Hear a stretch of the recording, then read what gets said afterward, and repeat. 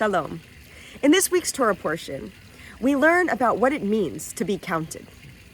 The portion Ki Tisa opens up with a narrative about counting, in which Moshe is commanded to take a census of the Israelite men of military age.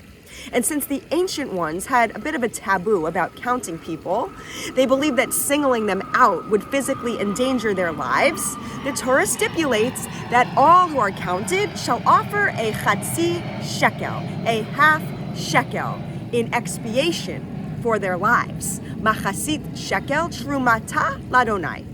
The money has two purposes. Number one, to support the work of the Mishkan, the building of the Mishkan, the tabernacle. And secondly, to effect expiation for each individual, right? So that there wouldn't be a kanahara on them. The beauty of this half shekel is that it's just a half shekel that everyone presumably can offer. There's a leveling of the playing field financially. We're instructed that the rich shall not pay more, and the poor shall not pay less. Ha'ashir lo yarbeh, ve'hadam lo yamit. The half shekel captures the imagination. What can that half shekel mean for us today? Well, there are a few answers, of course, offered by the classical interpreters. The Midrash Lekech Tov suggests that the half shekel is a way to express gratitude for being alive. Gratitude for being alive. And also, how do you express that gratitude? By giving to those who are less fortunate. Kind of like a classical example of tzedakah. Number two, the passage in the Torah is sometimes cited as a source for collecting the equivalent of a half shekel in local currency, like a $50, which some congregations do on Purim to donate to the poor, for matanot la'evyonim, for gifts to the poor, which is one of the mitzvot of Purim. Now, Shabbat Shekalim, the Sabbath of Shekalim, where we read this passage again closer to Purim, falls in the weeks before Purim to remind us to start collecting money for those who will need matzah on Passover, which occurs only about a month later. Another point, in the early 20th century, the Zionist movement revived the custom of contributing a half shekel to establish membership in the Zionist organization as a way to verify who could be counted upon to support their efforts. I believe that this half shekel can mean even something more for us. First of all, in an expansive reading of the text, the half shekel is incumbent upon every single one of us, not just guys of military age, but all of us, men, women, and children. It's an invitation for all of us as holy members of this community to take ownership and to take nachas in a meaningful relationship with Israel.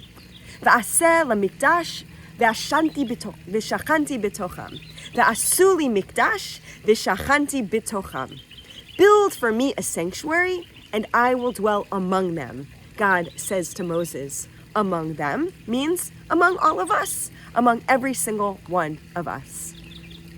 This is a valuable interpretation because in today's day and age, it's easy to sit back.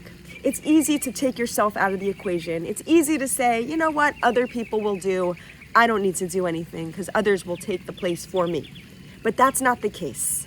In traditional Judaism, that half shekel is incumbent upon all of us to find our little but meaningful way to be part of the community, to contribute with funds, with our time, with our effort, with our energy, with our willingness to show up and to participate.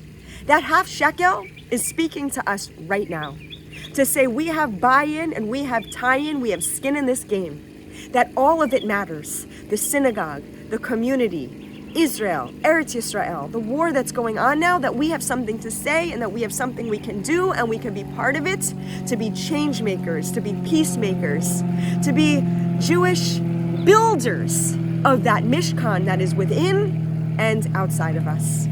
My blessing for us is that we dig deep into our neshamas for that chatzi shekel. And it shouldn't be painful. It shouldn't be hard. It should come willingly. It should come lovingly, so that each of us can do our parts.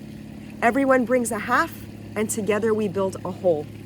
May we be blessed to see our efforts come into fruition, to be strengthened with the love and the support of each other in this community, and to build something tremendous for all of us and for generations to come. And let us say, Amen.